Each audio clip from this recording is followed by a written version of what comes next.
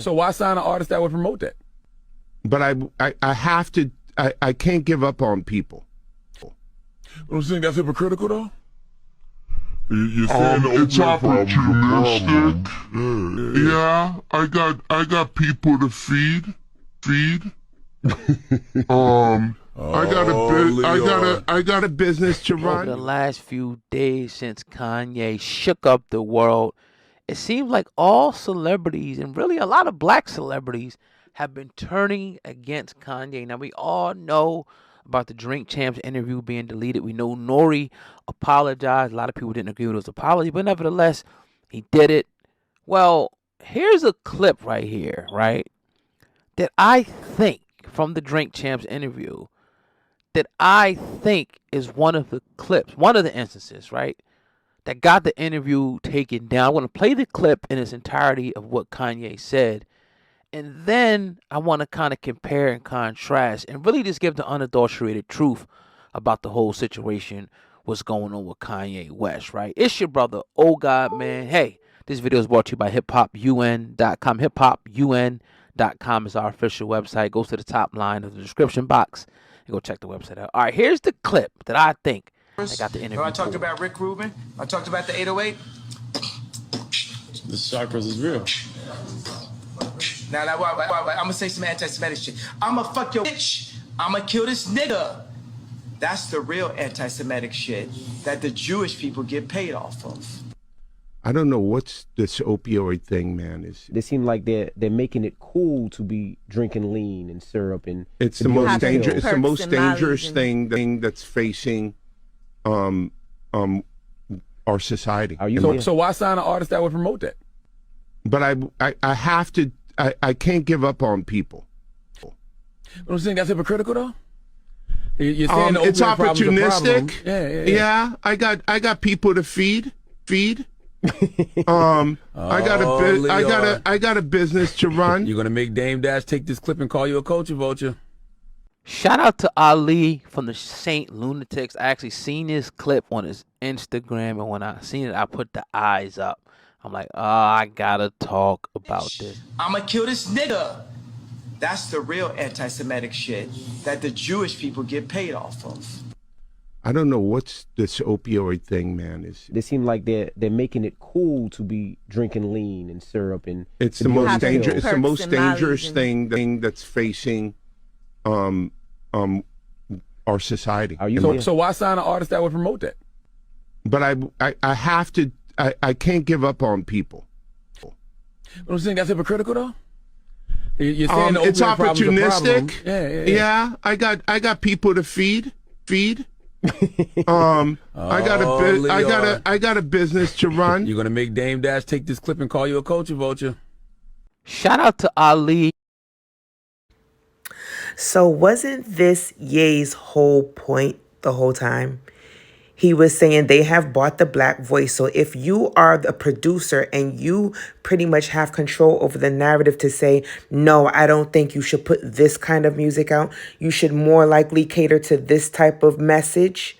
But you're saying with your own words, yes, it's a bit opportunistic, but I have people to feed and I got a business to run. So if that's, what is the opposite of anti-Semitic then? Because basically you are profiting off the backs of a destructive music message to black people. What is the term for that? Witnesses before trial. The truth is they don't exist. And the question is why? Why don't they exist? Do white people not kill people? Do white people not use AK-47s to shoot each other? I mean, we know, do white people not do drugs? Do they not deal drugs? Of course they do. But why is it that it doesn't make it to our mainstream radio? Why is it that we don't hear it hundreds of times a day in hundreds of cities across the nation, thousands of plays that say the idea that a black guy would kill another black guy is something to be celebrated, something to be romanticized? And why is it that white people don't do it? My industry colleague who had first opened the meeting took the floor again and answered our questions. He told us that since our employees had become solid investors in this prison business, it was now in their interest to make sure that these prisons remain filled. Our job would be to help make this happen by making music which promote criminal behavior, rap being the music of choice. He assured us that this would be a great situation for us because rap music was becoming an increasingly profitable market for our companies, and as employees, we'd also be able to buy stocks in these prisons. Immediately, silence came over the room. You could have heard a pin drop. I remember looking around to make sure I wasn't dreaming and saw half of the people with dropped jaws. My daze was interrupted when someone shouted, "Is this a fucking joke?" They really pulled this off. He was like, they were told not to sign any more political rappers, any more rappers that had messes in their music. No positivity. It was all to be gangster rap music that they promoted and put out. So if you wonder where Brand Nubians went, where Pro Righteous Teachers went, where Public Enemy went, where KRS-One went, and all sorts of groups like that was talking, even Queen Latifah and Moni Love and those, you know what I'm saying? It's a back door. Yeah, anything that was harmless, fun rap, you know, anything that had a message in it had to go.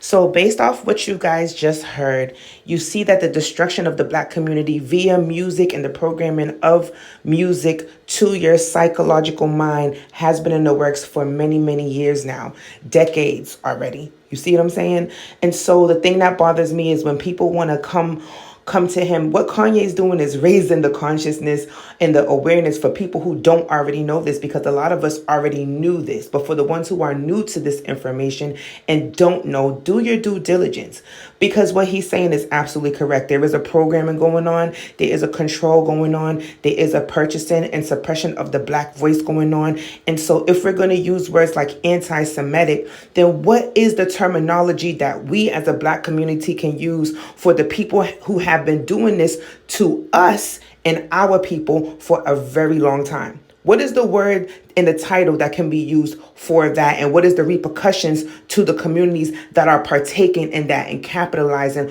off of that? And then the next question is, what happens next? Now that people are becoming more aware of the damaging narrative and the programming of the music and the 808 frequency and the negativity that is being pushed out by these people. Now what? Are people going to stop buying that kind of music? Are people going to stop listening to that kind of rhetoric? Are people going to now make a different kind of music? Is the love frequency going to come back? Because everybody who is in support of Kanye that is in that industry now needs to take accountability to pushing a different narrative and to putting out a better type of music. And that's my theory. That's my stance on it. That's my 10 cents on it. What do you guys think? Comment below, because I hate when people want to put titles and words anti-Semitic, racism, and all this, when to this day the Asians have gotten a hate crime bill passed before African Americans have a protection bill passed for us against racism and brutality.